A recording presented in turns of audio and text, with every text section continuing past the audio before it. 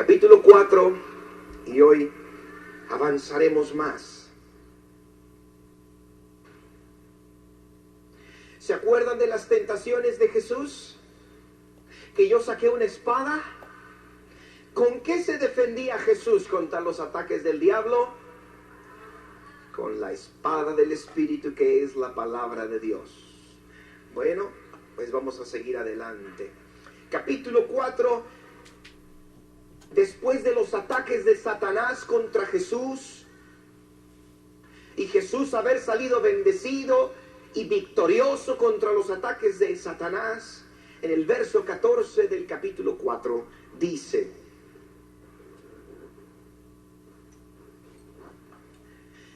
y Jesús volvió en el poder del Espíritu a Galilea, y se difundió su fama por toda la tierra de alrededor, y enseñaba en las sinagogas de ellos, y era glorificado por todos. Vino a Nazaret, donde se había criado, y en el día de reposo entró en la sinagoga conforme a su costumbre, y se levantó a leer. Y se le dio a Jesús el libro del profeta Isaías, y habiendo abierto el libro, halló el lugar donde estaba escrito: el Espíritu del Señor está sobre mí, por cuanto me ha ungido para dar buenas nuevas a los pobres, me ha enviado a sanar a los quebrantados de corazón, a pregonar libertad a los cautivos, a dar vista a los ciegos, a poner en libertad a los oprimidos, y a predicar el año agradable del Señor. Y enrollando el libro, lo dio al ministro, y se sentó, y los ojos de todos en la sinagoga estaban fijos en él.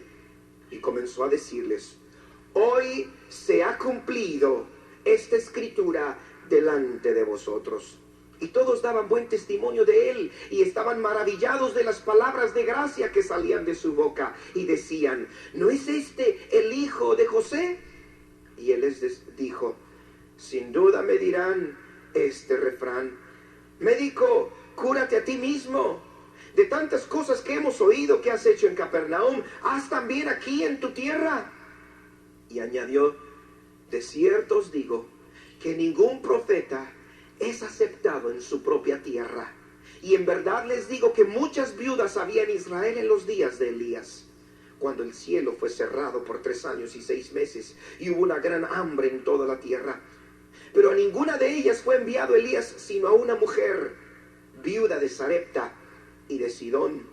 Y muchos leprosos había en Israel en el tiempo del profeta Eliseo, pero ninguno de ellos fue limpiado, sino Naamán el sirio. Al oír estas cosas, todos en la sinagoga se llenaron de ira, y levantándose le echaron fuera de la ciudad, y le llevaron hasta la cumbre del monte sobre el cual estaba edificada la ciudad de ellos, para despeñarle. Mas él pasó en medio de ellos y se fue. Estamos hablando, desmenuzando y estudiando verso por verso, capítulo por capítulo, historia por historia, tema por tema, el Evangelio de Lucas. Y en esta ocasión nos toca estudiar el principio del ministerio de Jesús, el inicio de su ministerio. Y hay unos puntos aquí tan importantes en Lucas. Yo escogí estudiar Lucas porque Lucas, el Evangelio de Lucas, es el más explicado. Lucas fue un médico, un hombre acostumbrado a estudiar, un hombre acostumbrado a entender. Y él sabía que mientras más se explicara la cosa, mejor se entendía. Por eso Lucas escribió muy claro su Evangelio. Mateo lo escribió medio difícil. Marcos también un poco difícil. El Evangelio de Juan, pues un buen evangelio. Pero Lucas es tan claro, tan específico, que por eso lo estamos estudiando. Y aquí vamos a estudiar cómo inició Jesús su ministerio. Punto número 1 de cómo inició su ministerio, versículo 14. Jesús volvió en el poder del Espíritu a Galilea, y se difundió su fama por toda la tierra de alrededor. ¿Cómo inició Jesús su vida ministerial, su servicio? ¿Cómo lo inició? Lleno del poder del Espíritu Santo. En aquel tiempo los religiosos estaban llenos de religión, llenos de sabiduría humana, llenos de historia y de cultura y de teología. Pero Jesús estaba lleno del poder del Espíritu de Dios. Jesús volvió en el poder del Espíritu a Galilea. Jesucristo nunca perdió una batalla. Si Jesucristo iba en una barca y los vientos trataban de inundar la barca y de ahogarla, todos los apóstoles se espantaban. Aunque eran marineros, ellos se espantaban. Pero Jesús no se espantaba porque Él iba en el poder del Espíritu. Y en cuanto Jesús se levantaba, le decía al viento: viento, cállate. Y el viento se callaba. Olas, deténganse. Y el mar se aquietaba. Porque Jesús iba en el poder del Espíritu de Dios. Si venía un caso de enfermedad, un leproso, cuando el leproso se acercaba a la ciudad, el hombre leproso tenía que gritar: inmundo, inmundo, inmundo. Y la gente salía corriendo porque les daba miedo acercarse al inmundo, porque pensaban que era contagiosa y no querían terminar inmundos ellos también. Cuando un leproso se acercaba a escondidas y no gritaba inmundo para que la gente fuera advertida, y se acercaba el leproso y se metía a la ciudad, ¿sabes qué hacían? Como se metió sin avisar, lo mataban ahí a pedradas y le encendían fuego. Y en una ocasión llegó un leproso y no avisó, y se metió hasta donde estaba Jesús. Cuando los apóstoles lo vieron, se empezaron a hacer a un lado, y Jesús va y lo abraza. Y el leproso le dice: maestro, si quieres puedes limpiarme. Y Jesús le dijo: claro, muchachón, claro que quiero. Y lo limpia de su lepra. Jesús no tenía miedos, porque Él andaba en el poder del Espíritu de Dios. Usted y yo podemos andar en el Espíritu de Dios y en el poder de su Espíritu si seguimos las pisadas de Jesús. Si el problema era un endemoniado, por cierto, en esa ocasión Jesús cruzó el mar y se fue a la tierra de los Gadarenos, y salió un hombre endemoniado, desnudo porque todas las ropas las rompía, herido porque se golpeaba contra las piedras, flaco porque no comía, greñudo, un hombre loco de demonios. Imagínate los apóstoles viendo eso. Pero Jesús se baja de la barca y va con él, y en lugar de Jesús andar con miedo, el demonio empieza a temblar y le dicen: Jesús, vete de aquí, no me atormentes, dicen los demonios.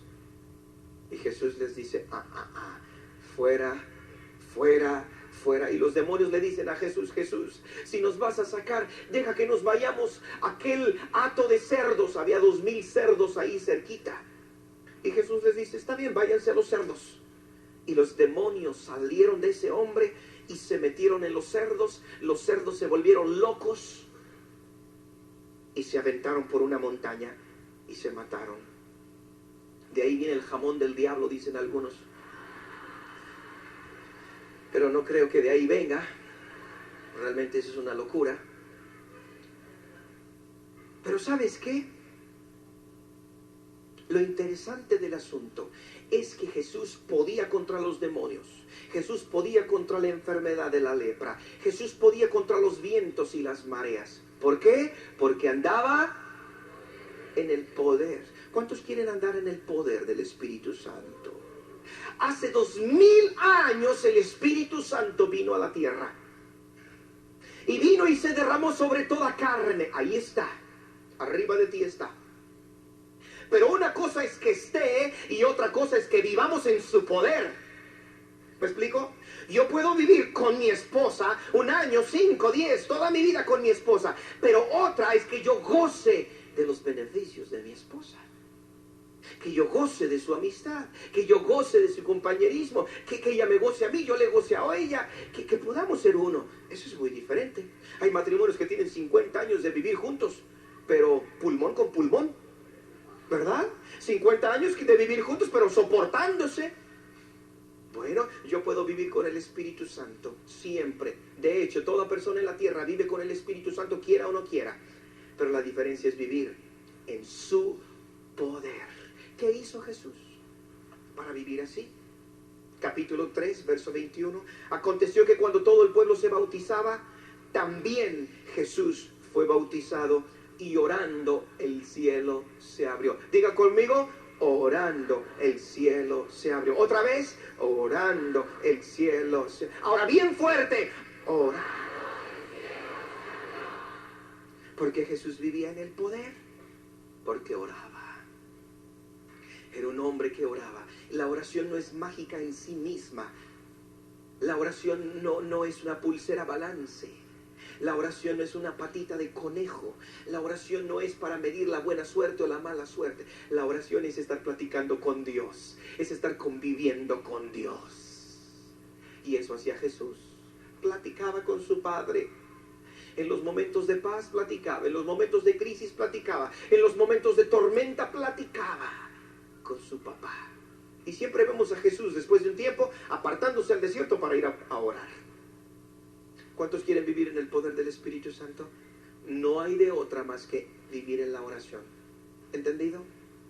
Gracias a Dios hay grupos de oración en casas, hay células, hay grupos de oración de puras mujeres en toda la ciudad. Estamos poniendo un mapa aquí en el lobby, poniéndole las tachuelitas para que usted identifique dónde hay reuniones de oración.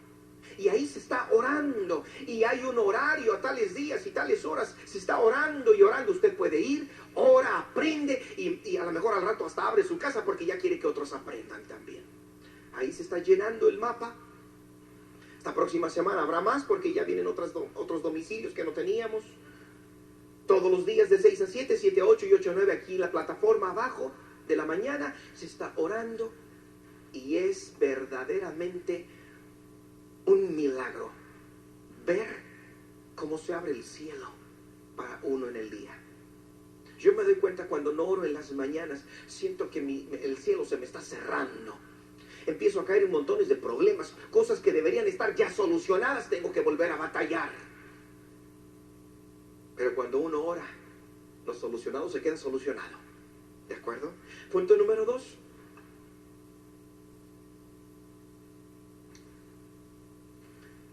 Dice, aconteció que cuando todo el pueblo se bautizaba, también Jesús fue bautizado. 2. ¿Por qué Jesús se bautizó? El bautismo de Juan era para arrepentimiento de pecados, ¿verdad? Juan, cuando bautizaba, daba unos mensajes tremendos, Juan. La gente llegaba con Juan y de veras salían, pero con mucho miedo, porque Juan el Bautista predicaba: ¡generación de víboras! ¡Sepulcros blanqueados, rebeldes, pecadores! Y la gente decía: sí, Juanito, lo que tú quieras. Y luego decía: vengan a bautizarse para arrepentimiento de todos sus pecados, malditos son. A mí no me hubiera gustado oír un mensaje de Juan. Así predicaba Juan. Era tremendo. Una vez pasó Herodes, imagínate nada más, pasó Herodes porque Herodes había oído que había un nuevo predicador, un profeta llamado Juan el Bautista. Y Herodes se hizo como que no le interesaba, pero se pasó cerquita para verlo. Quería verlo, pero ya ves el orgullo, ¿no? Pasé por aquí de casualidad, dice Herodes. Y cuando Juan lo ve a Herodes: Herodes, maldito eres y al infierno te vas a ir. Y Herodes voltea: sí, porque la mujer con la que andas es la mujer de tu hermano. ¿Quién le dijo? Dice Herodes. Herodes estaba acostando con su cuñada. Bribón de Herodes, ¿verdad? Y Herodes lo mandó matar porque le sacaron los trapitos al sol. Yo no hubiera sido muy feliz oyendo los mensajes de Juan. Serían los únicos cassettes que no compraría. O nomás para regalar. Bueno, ¿por qué se bautizó Jesús con Juan? ¿Jesús tenía pecados? ¿Jesús debería arrepentirse de algo? Nunca tuvo pecados. Entonces, ¿para qué te bautizas, Jesús?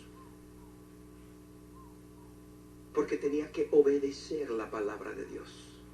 La Biblia decía que debía Jesús cumplir la palabra, aunque no lo necesitara.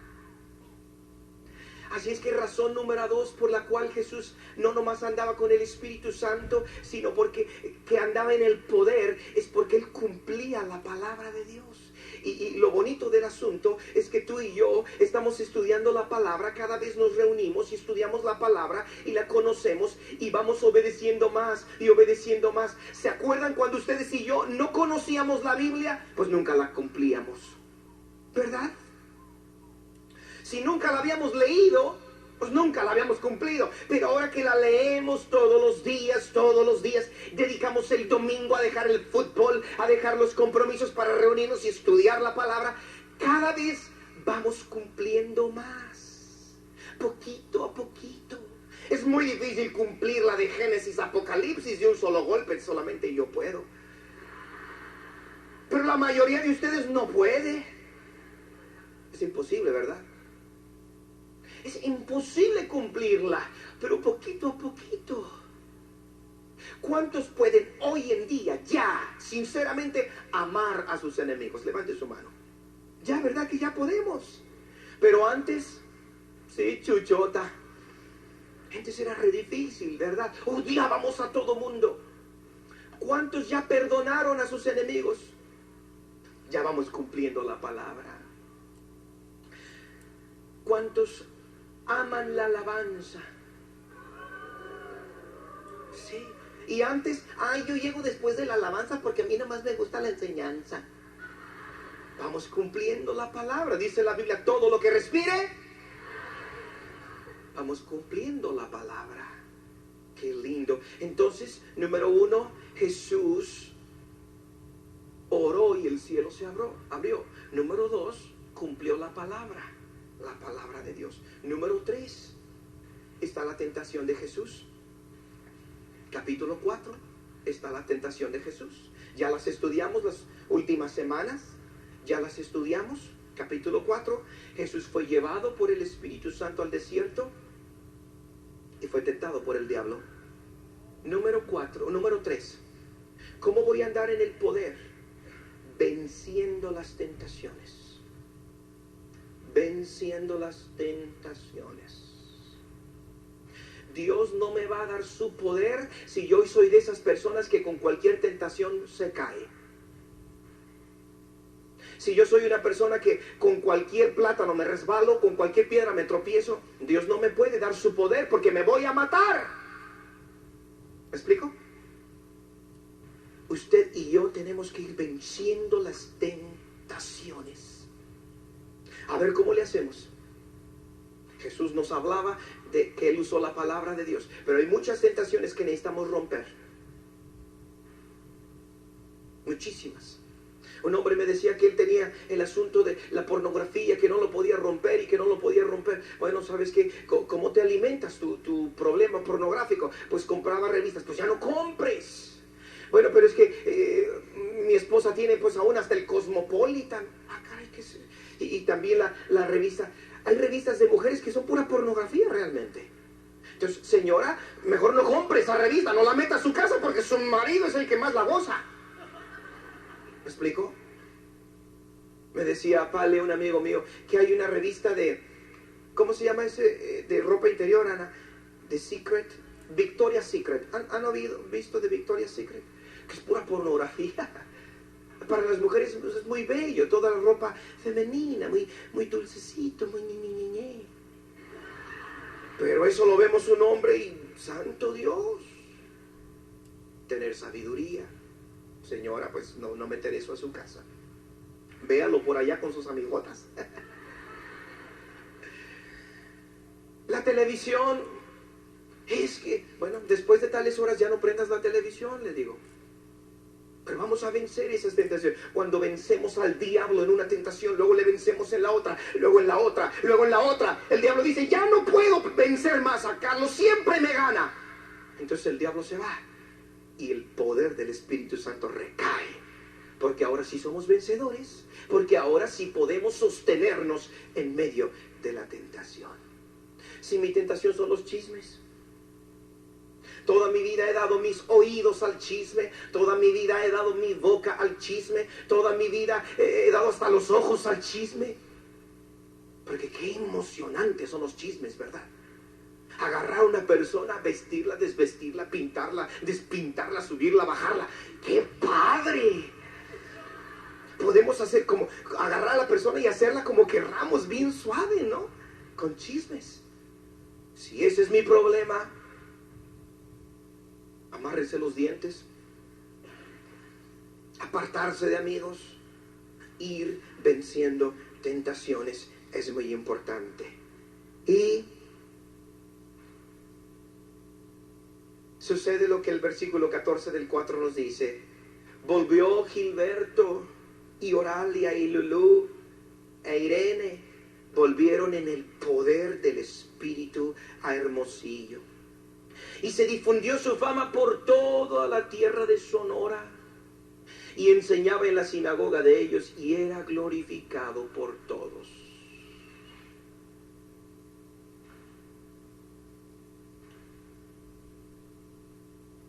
Hay que vencer las tentaciones.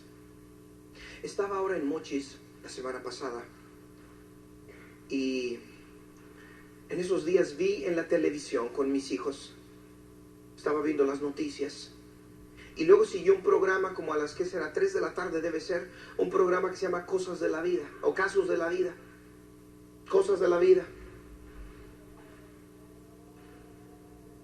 Y sale una güera y presentan, ahora el programa de hoy va a ser, mi hijo embarazó a la muchacha, a la empleada doméstica. Programas que hay en la televisión de puros chismes y tontería y media. Yo dedicar mis oídos a eso.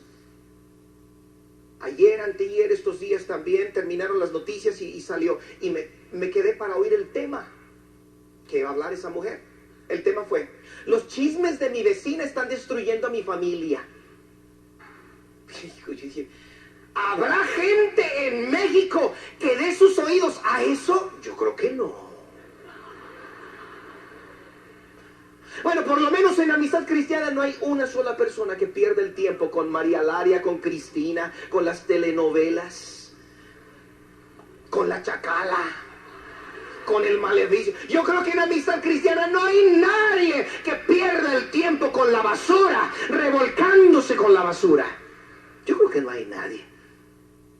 Gracias a Dios. Este mensaje lo voy a predicar donde sí haya gente. Y luego, ¿por qué no puedo vencer las tentaciones? Ahora, sigamos adelante, verso 16. Vino Jesús a Nazaret, donde se había criado, y en el día de reposo entró en la sinagoga conforme a su costumbre, y se levantó a leer. ¿Dónde se crió Jesús? En Nazaret, lo acabamos de leer. ¿Pero dónde nació? En Belén, en la tierra de Judá. Yo ya estuve ahí donde nació Jesús. Es un pueblito bello, se llama Belén. Bethlehem en hebreo, para que me entiendan. Capítulo 2, versículo 39. Después de haber cumplido con todo lo prescrito en la ley del Señor, volvieron a la Galilea, a su ciudad de Nazaret. Y el niño crecía y se fortalecía y se llenaba de sabiduría y la gracia de Dios era sobre él. Jesucristo, toda su niñez, su juventud, su adolescencia y su juventud, y ahora a los 30 años, él creció en Nazaret. Nazaret es una ciudad bella. Está sobre unas colinas, sobre unos montes. Ahora que estuvimos ahí, estaba lloviendo, nos llevaron a los montes y veíamos, se puede ver todo un panorama porque es una ciudad entre montes. En ese tiempo vivían alrededor de 20, 25, 30 mil gentes. Ahora ya muchos miles de gentes en Nazaret. Pero el punto que quiero dejar claro aquí es, ¿dónde pasó su mayor tiempo de vida Jesús? Nazaret. Cuando Jesús empezó su ministerio, a trabajar, a decir que era el Hijo de Dios, dejó Nazaret y se fue a otra ciudad que se llama Capernaum, una ciudad excelente para trabajar. El mar Mediterráneo cerca, el mar de Galilea pegado, tenemos contacto con el norte hacia la tierra de Dan, tenemos contacto hacia el sur con Jerusalén, podemos cruzar el mar y llegamos a la tierra de los Gadarenos. Un punto estratégico que escogió Jesús se llamó Capernaum. Dejó Nazaret y se vino a Capernaum. Entonces ahí pasó su tiempo Jesús. Fíjese lo chistoso del asunto este. Capítulo número 4, verso 28. 4:28. Al oír estas cosas, todos en la sinagoga se llenaron de ira, y levantándose le echaron fuera de la ciudad y le llevaron hasta la cumbre del monte sobre la cual estaba edificada la ciudad de ellos para despeñarle. Mas él pasó por el medio de ellos y se fue. Fíjate nada más. La segunda vez que tratan de matar, bueno, no la segunda, la tercera vez que tratan de matar a Jesús. La primera, Herodes mandó matar a todos los niños menores de 2 años, ¿se acuerdan? Los reyes magos no le avisaron y él se enojó y mandó matar a todos los niños para matar a Jesús. La segunda, Satanás viene y lo ataca y le dice, aviéntate al vacío. Segunda. Y ahora la tercera vez. Su propia gente. 30 años viviendo en un pueblito de 20,000. ¿Se conoce la gente en un pueblito de 20,000? Sí. Sí, claro que sí. Y pasar 30 años ahí, ¿se conocerá? Pues todo el mundo sabía quién era Jesús. Todo el mundo sabía quién era María. De hecho, preguntaron, ¿no es este el hijo de José? Lo conocían. Sabían de dónde venía todo, dónde trabajaba. Jesús era un hombre sabio, lleno de gracia, lleno de inteligencia. Todo el mundo lo conocía. Y ahora lo quieren matar. Lo chistoso de este asunto es que siempre pasa lo mismo. ¿No le ha pasado a usted que a la gente de allá afuera, a la gente que no es de mi casa, a la gente que no es de nuestra familia, los tratamos muy bien, pero a los de nuestra familia, nuestra casa, los tratamos bien mal? ¿No le ha pasado a usted?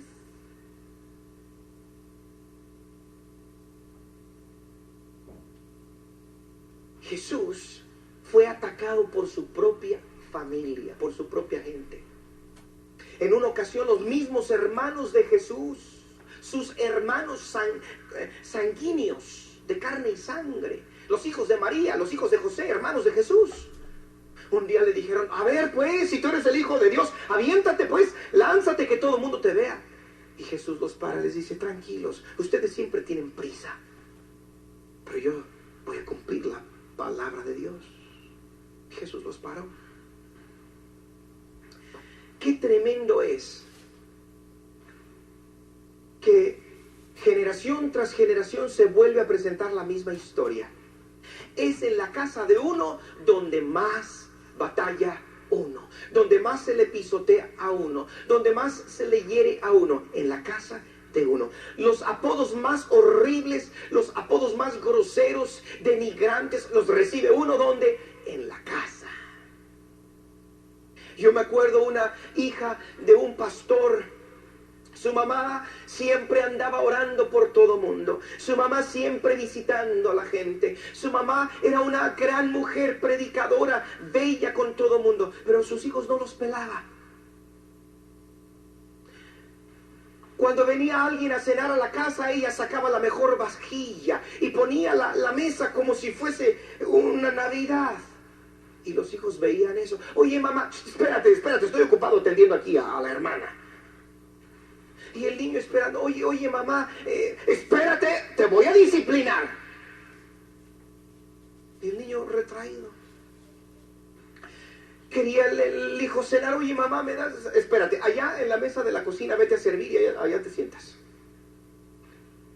Y una vez la niña le dice a su hermanita, oye, ¿sabes qué? vamos a jugar a las visitas. Porque mi mamá las visitas las atiende re bien.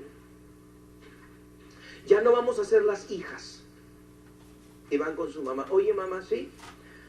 Vamos a jugar a las visitas. ¿Cómo? ¿Para qué? ¿Qué quieres? Es que ahora ya no vamos a ser tus hijas, vamos a ser...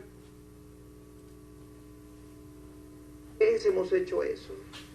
Despreciamos siempre a los de la familia, malbaratamos siempre lo que tenemos, despreciamos y ofendemos siempre. Yo no sé, yo creo que yo no he lastimado y ofendido a nadie en mi vida más que a mis padres y a mi esposa.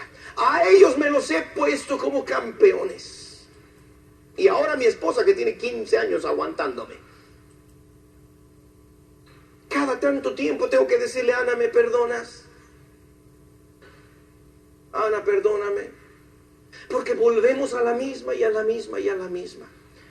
Dice ahí, Jesucristo viene a su tierra de Nazaret a hablarles palabras bellas, palabras hermosas, a traerles la vida. Y en el versículo 28, al oír estas cosas, todos en la sinagoga se llenaron de ira. Y querían matarlo, aventarlo por la montaña. ¿Saben qué? Nosotros tenemos que aprender todas estas cosas de la Biblia para no hacerlo más. De veras, si vamos a amar a alguien, que sea a Dios, número uno. Pero en segundo lugar, si vamos a amar y respetar y cuidar a alguien, que sea nuestra esposa. Número 3, si vamos a amar y estar con alguien y a cuidar y a honrar y a apoyar y a levantarlo para que crezca, nuestros hijos. ¿Ha visto esa señora que a los hijos de todo mundo, ay, qué lindo el chamaquito, ay, qué lindo mi niño, ay, qué cosa más bella? Y vienen sus hijos, date en paz. ¿Ha visto eso? Es horrible. Sácate, hijo. Y al hijo de quién sabe quién, pues es el hijo de quién sabe quién, lleno de mocos. Ay, qué lindos mocos tiene el niño. Ay, mira, ya me embarró todo de mocos. Ah, pero sus hijitos, sácate, no me molestes. Híjole, qué crueldad. Y luego pues todo el mundo tiene la culpa. Es que el trabajo, tengo mucho trabajo, es que las presiones, tengo muchas presiones, es que me enfermé, es que estoy cansado, es que... Un montón de tonterías que decimos. Lo que estamos haciendo es hacer lo que estos judíos de Nazaret querían hacer con Jesús. A veces nuestros hijos vienen, sí, con cada... Bueno, la palabra correcta es burrada. Con cada burrada vienen nuestros hijos, ¿verdad? Pero pues son nuestros hijos y tienen todo el derecho de equivocarse.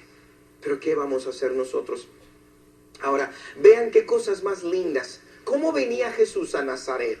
En el versículo 22 del 4 dice, y todos daban buen testimonio de él, y estaban maravillados de las palabras de gracia que salían de su boca. Y decían, ¿no es este el hijo de José? Todos se maravillaban y decían lo siguiente. Todos se maravillaban de las palabras de gracia que salían de su boca. Repita conmigo esa frase. Todos se maravillaban de las palabras de gracia que salían por su boca. Palabras de gracia que salían de su boca. Diga conmigo, palabras de gracia que salían por su boca. Los varones digan, palabra de gracia que salía por su boca. Las mujeres digan, palabras de gracia que salían por su boca. Ahora todo mundo, palabras.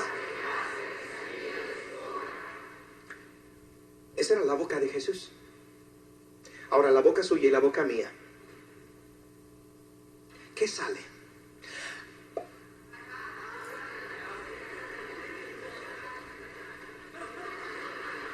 ¿Qué sale de su boca?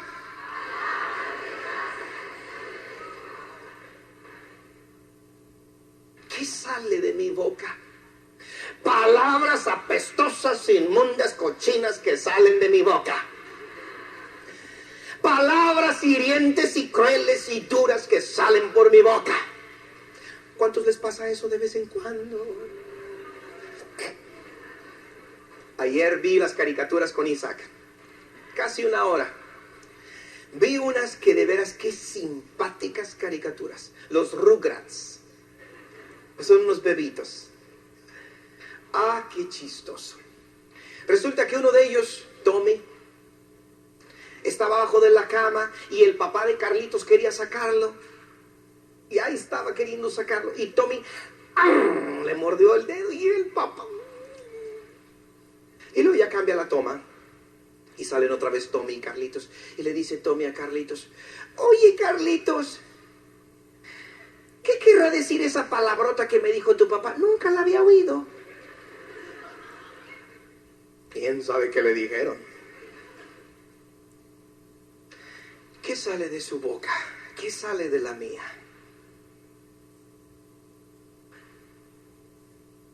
Continuas veces repetimos el texto: el poder de la vida y de la muerte están en la boca.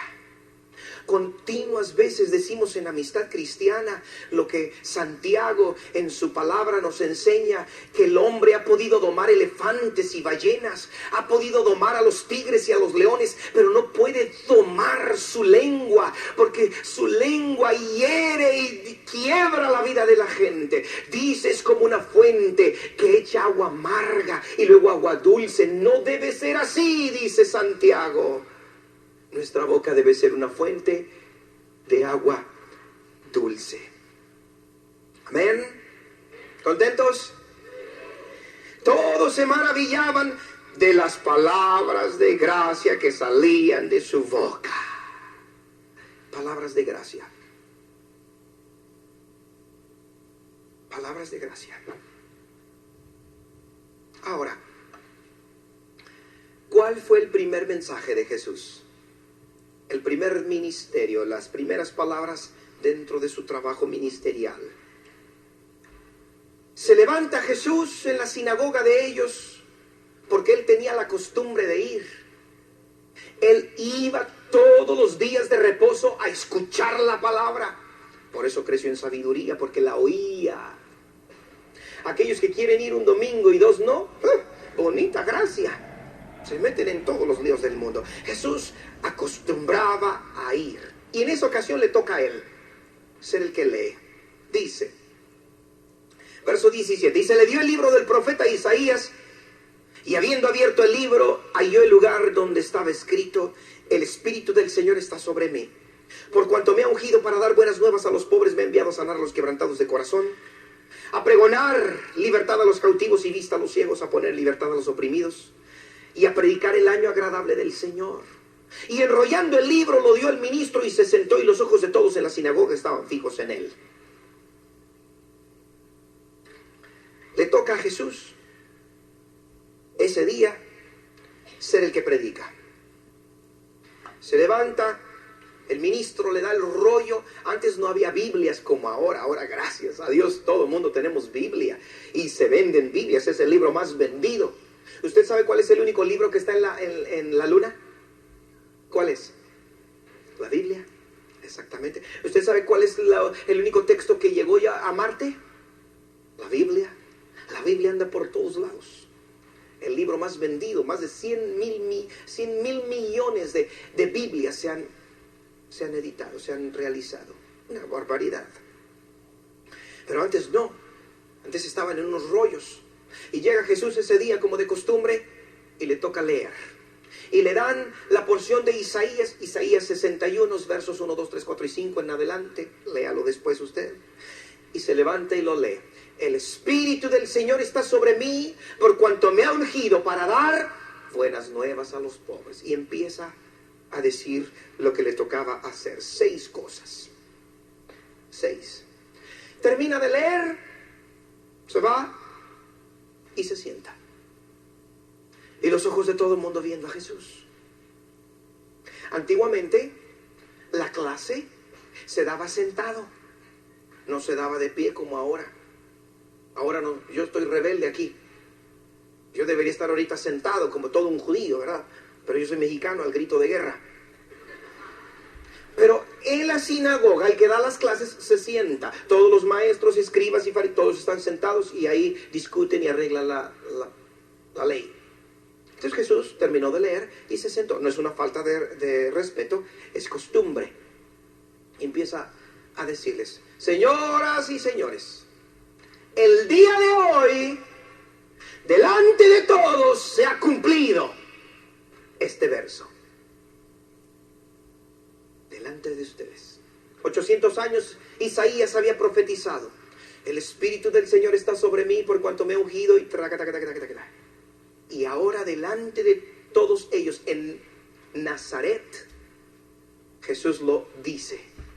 Recuerda los versos del profeta Isaías, se los dice y se les cumple.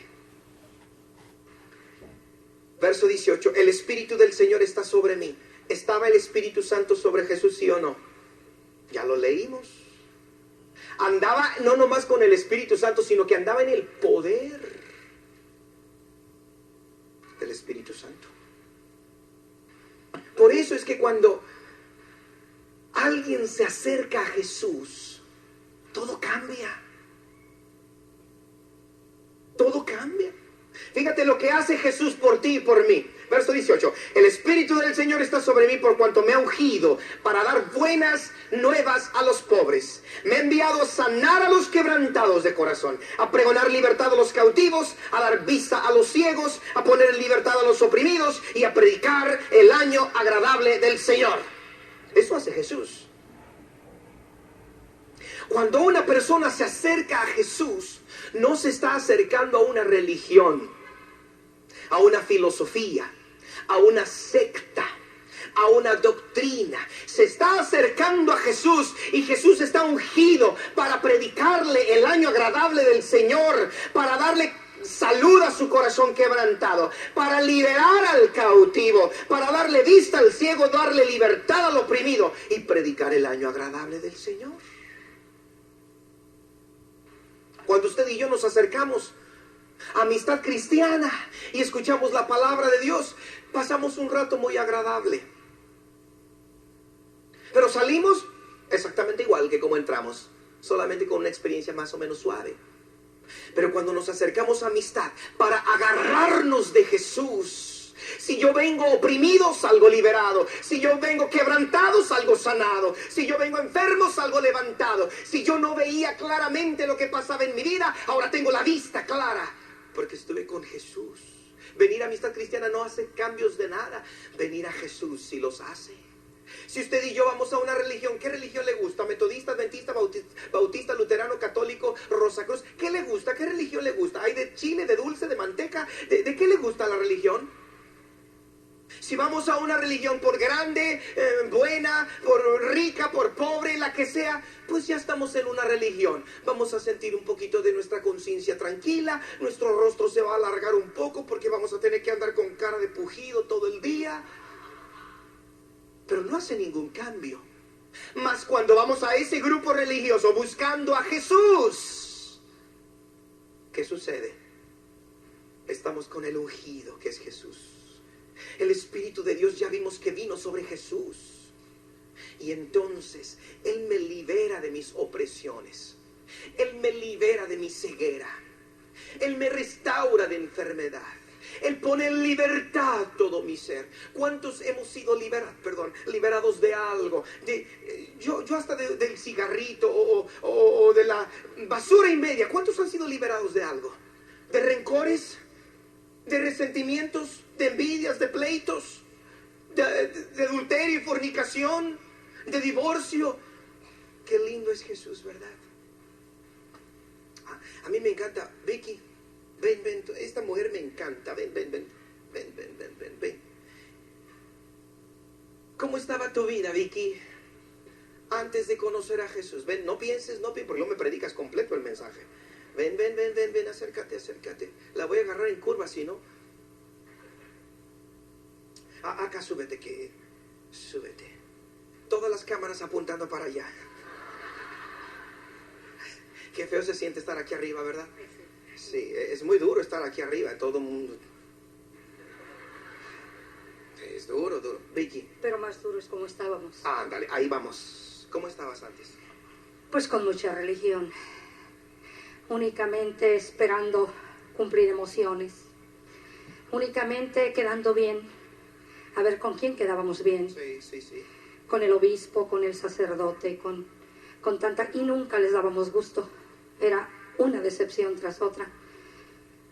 Yo buscaba. Yo sabía que no era. Que eso no era. Yo tenía 53 años en una religión. Y vaya, dicen ellos que era apostólica, católica, apostólica, romana, ¿verdad? Entonces, así era la cosa, pero eso no me satisfacía.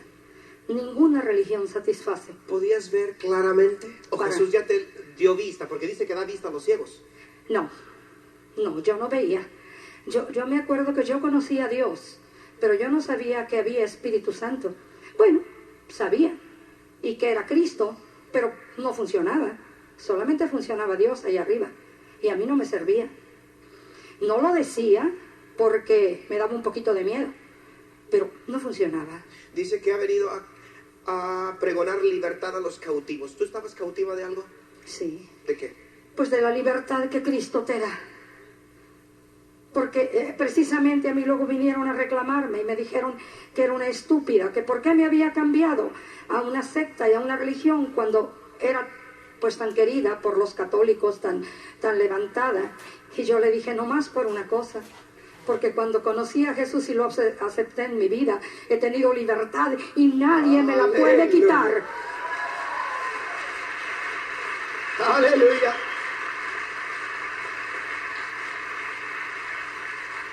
Dice, me ha enviado a sanar a los quebrantados de corazón. ¿Tu corazón cómo estaba? Quebrantado. Pero lo peor es que uno nunca sabía. Yo siempre estaba llorando. Yo siempre estaba triste.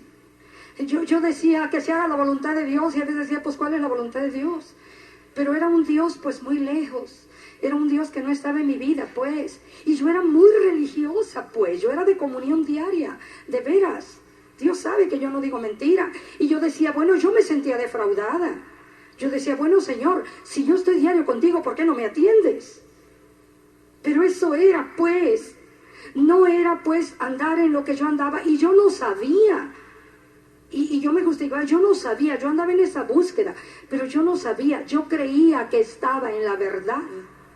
Y no es cierto. Yo tenía una verdad que no era verdadera, pues. Entonces eso no me podía dar libertad. Yo seguía oprimida, mis hijos seguían, mi familia desgarreada por todos lados, y yo no sabía qué hacer. Y yo decía, bueno, Señor, ¿qué? Me voy de manda, me echo un nopal en la espalda, ¿qué hago? Pero es que no se vale, de veras, es que no se puede. ¿Qué le recomiendas a la gente? ¿Qué le recomiendas? Que sigan con Jesús. Vale. Él es el único que te da vida y vida en abundancia. ¿Amistad cristiana o Jesús? No. Amistad cristiana, yo siempre lo he dicho, así como yo lo siento, es un pozo de agua viva donde Dios me mandó, porque ustedes sabrán que yo anduve en muchas buscando, y yo decía, religiones no, yo no sabía por qué lo decía. Cuando yo llegué aquí dije, Padre, porque a mí no me meten en un rollo de estos en otra religión. A mí no. Aquí conozco a Jesús. Aquí no jalan agua para su molino. De veras que no.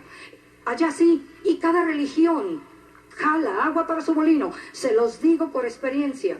Porque yo anduve, cuando yo me salí de la iglesia católica, nos fuimos a un corral.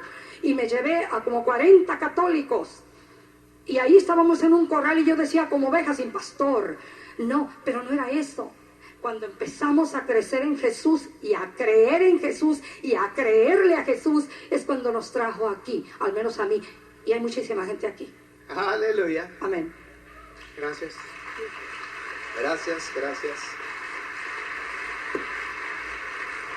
Aleluya. No importa el local o como se llame el grupo, Amanecer, Amistad Cristiana, Metodista, no importa la envoltura. Lo que importa es que Jesús sea el Señor en su vida. Le damos un aplauso al Rey.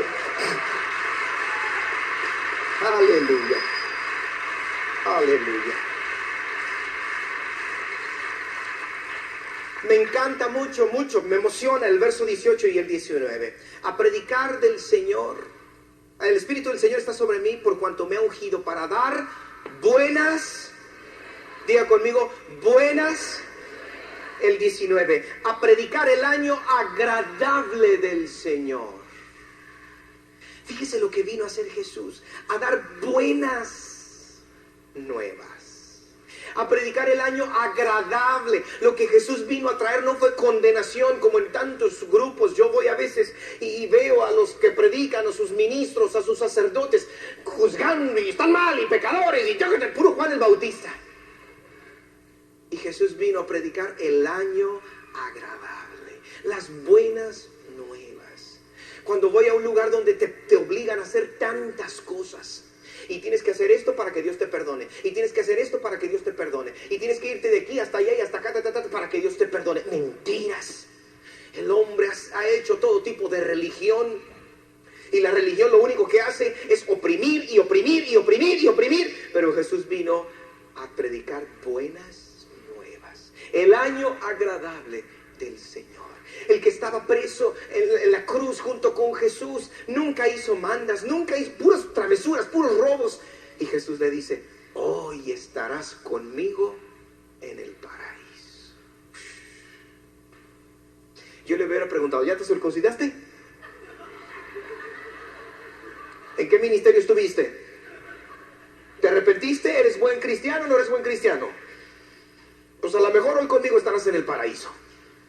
Pero Jesús no lo juzgó, no lo criticó al que estaba muriendo. Le dijo: hoy estarás. Por eso dice la Biblia que se maravillaba la gente de Jesús, porque salían palabras de gracia. ¿Qué es gracia?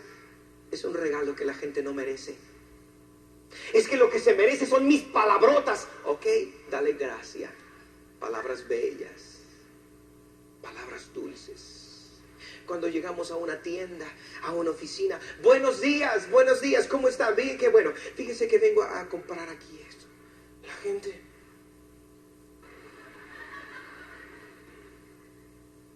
te ven raro. ¿Por qué? Porque están acostumbrados a que la gente llegue: me trae rápidamente 2, 3 boletos porque me voy. Pero cuando tú llegas con educación y con respeto y: oiga, qué bonito su vestido, oiga, qué bonito su peineta, oiga, muchas gracias por el servicio que está haciendo. Yo me imagino que está cansado, pero gracias por lo que hizo. Ah, de nada. La gente se maravilla, ¿verdad que sí? Oh, mi boca debe ser la boca de Jesús. ¿Quién dijo amén? Ya me oyeron entonces, ¿verdad? Ay, mi boca debe ser la de Jesús. Ahora, no tengo mucho tiempo, pero veamos algo que sucedió.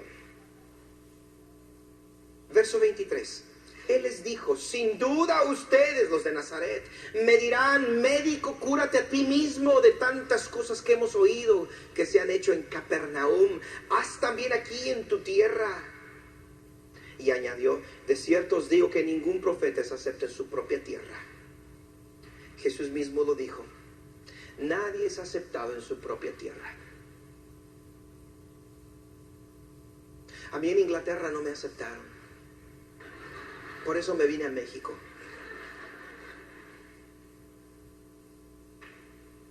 A mi esposa en Suiza la sacaron a golpes.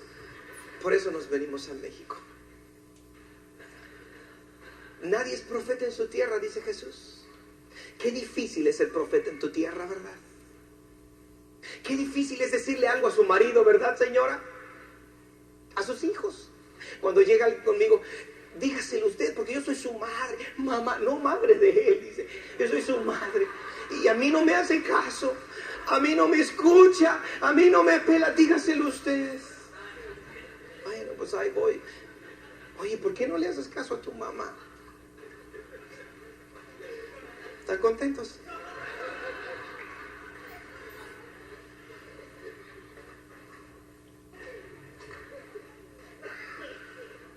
Me impresionó mucho lo siguiente, escúchenme, verso 23. Y les dijo: sin duda me diréis este refrán: médico, cúrate a ti mismo de tantas, escuche esto, tantas cosas que hemos oído que se han hecho en Capernaum, haz también aquí en tu tierra. ¿Sabes que Capernaum fue el centro estratégico del trabajo de Jesús? Capernaum. ¿Tú conoces Capernaum, Pati? Bueno, Capernaum fueron las oficinas administrativas de Jesús. De ahí salía para la tierra de los Gadarenos, de ahí salía para Filipos, de ahí salía para Jerusalén, de ahí salía para Nazaret, y luego se regresaba a Capernaum, porque Capernaum era el lugar exacto. Exacto, Capernaum. Ahí Jesús sanó a la suegra de Pedro. Ahí Jesús levantó muertos. Ahí Jesús resucitó a los muertos, pero por montones. Los leprosos llegaban. Bueno, vamos a darles una idea. Capítulo 4, versículo 31. Descendió Jesús, ¿a dónde? Capernaum, ciudad de Galilea, y les enseñaba en los días de reposo. Y se admiraban de su doctrina porque su palabra era con autoridad. Estaba en la sinagoga un hombre que tenía un espíritu de demonio inmundo, el cual exclamó a gran voz diciendo: déjanos, ¿qué tienes con nosotros, Jesús Nazareno? ¿Has venido para destruirnos? Yo te conozco, quién eres, el Santo de Dios. Y Jesús le reprendió diciendo: cállate y sal de él. Entonces el demonio, derribándole en medio de ellos, salió de él y no le hizo daño alguno. Jesús en Capernaum hizo muchos milagros. Por eso los de Nazaret le dijeron: Jesús, hemos oído que en Capernaum has hecho muchas cosas, hazlas aquí en Nazaret. Jesús liberaba a los endemoniados. Versículo 38.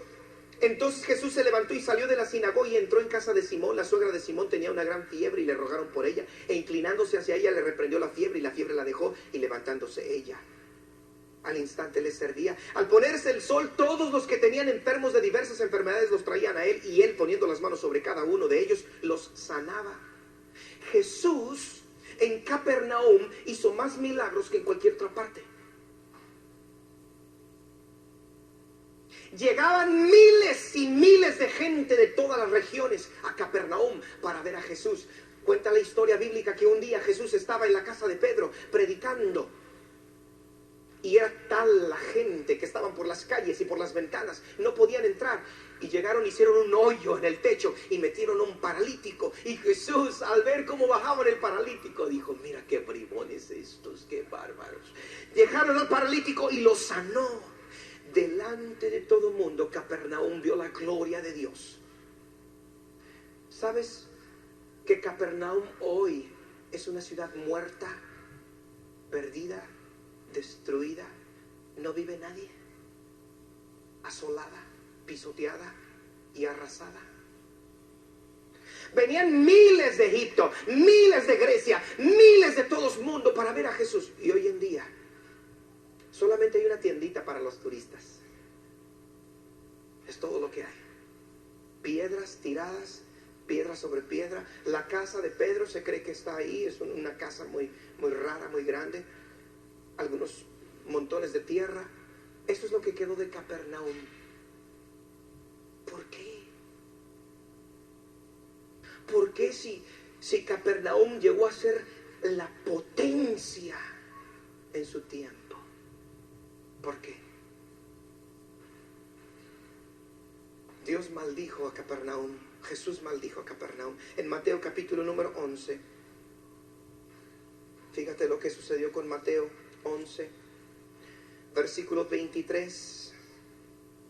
Y tú, Capernaum, que eres levantada hasta el cielo, hasta el Hades serás abatida, porque si en Sodoma se hubieran hecho los milagros que han sido hechos en ti, habrían permanecido hasta el día de hoy. Por tanto os digo que en el día del juicio será más tolerable el castigo para la tierra de Sodoma que para ti. Jesús maldijo Capernaum. Jesús maldijo a Capernaum.